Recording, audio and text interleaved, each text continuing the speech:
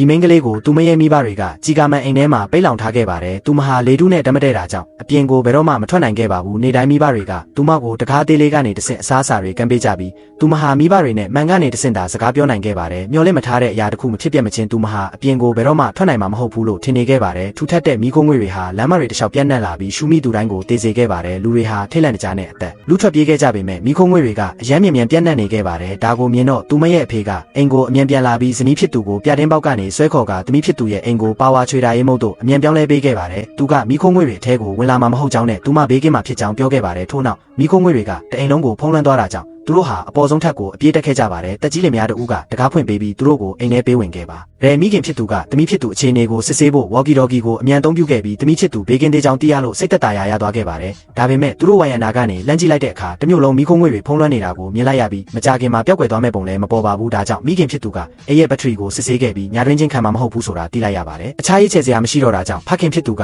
ဘက်ထရီလဲလှယ်ဖို့မိခိုးငွေတွေရဲ့ကိုဖျက်သွားဖို့ဆုံးဖြတ်ခဲ့ပါတယ်ဒါပေမဲ့သူတကယ်ပဲအောင်မြင်နိုင်ပါမလား